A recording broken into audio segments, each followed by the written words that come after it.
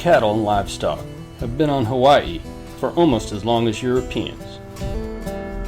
It all started in 1793 when Captain George Vancouver gave King Kamehameha a few cattle and plants. That forever changed the ecology, economy, and culture of Hawaii, and within a very short time, the whole island of Hawaii was overrun with cattle. Parker Ranch was created in 1850 to contain by that time over 25,000 wild and destructive beasts. Then, about 35 years later, Kamehameha III brought in 3 Spanish-Mexican vaquero, or cowboys, to Hawaii Island. The cowboy, the Hawaiian Paniolo, learned and perfected expert roping, cutting, driving, herding, and cattle transporting technique. Long is the night for a horse and a cowboy running the race of their lives. My father was originally from England, but as a boy, he always used to read about America and the West, and eventually moved to America at a very young age and went to school. And he went to Cal Poly. He majored in animal science. While he was there, he ended up rooming with a bunch of boys from Hawaii that were all cowboys, mainly from the Big Island. And when they got done, they asked him, "Hey, Duke, what are you gonna do? Come to Hawaii." And he's always had a passion, to get into ranching, and that's what sparked my interest. Me and my dad started our own ranch. We have a Rocking W ranch out there in Koloa. So I've been involved, as an early age, and it was all due to the passion that my father had back in England.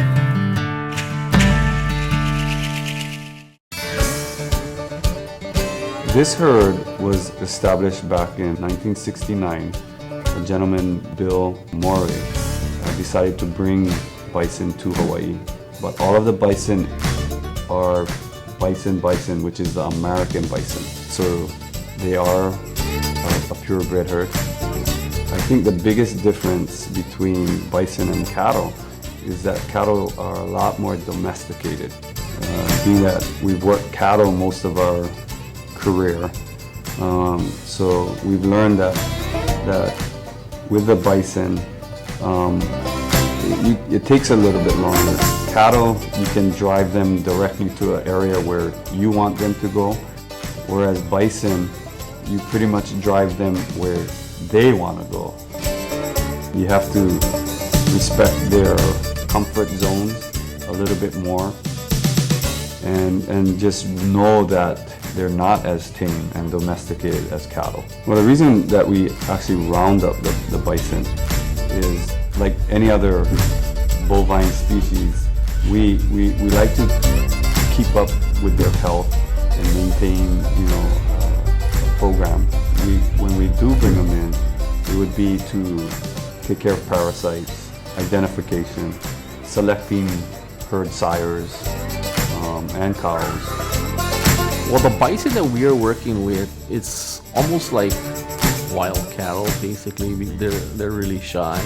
You just gotta really take your time with them, and patience. And bison is a little bit more intimidating for humans and stuff, because they just stand so much taller than you. And then with the cattle, and like for us, we feel more comfortable because it's just a smaller breed, and we feel like it's easier to handle. A typical roundup for buffalo or bison, we'd start off by setting up our gates to our corral, setting up our wing fence gate. We'd get our guys together, organized, and we'd go out, start at the back end of the pasture. Make sure we kind of scan the pasture best we can to make sure we don't leave any behind. And we'd slowly push them towards that lane, should you say, leading into the corral. It's a very slow process. You can't really push them very hard. We use the ATVs and stuff over the horses. It's just in the terrain that we're in. It's a lot of swampy ground. It's harder for the horses, and just safety reasons.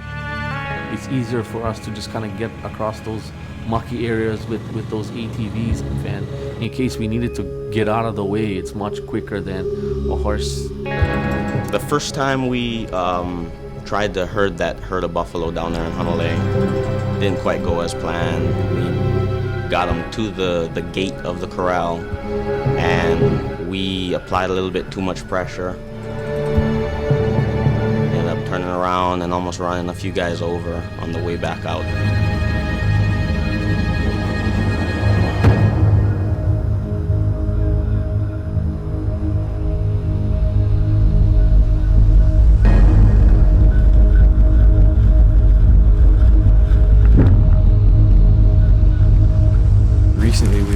Actually locking them up for about an hour or two, and we open the gate and let them back out just so they get used to the corral. We as humans trying to manage the bison in areas like that, it plays a big role to understand that the bisons are gonna show us the areas that they're more comfortable with. And if you just take time to observe and watch them graze and go through, the acreage, there's a path where they're comfortable at, and we just allow them time to choose that path and use that as a tool. And if they're not in the proper position or the proper part of the acreage, it's hard for those little calves to be walking through all the muck and stuff. So when we do take our time, the animals will go and find the higher ground, and they'll be all lined up and just following each other to the destination, which is to the holding pen.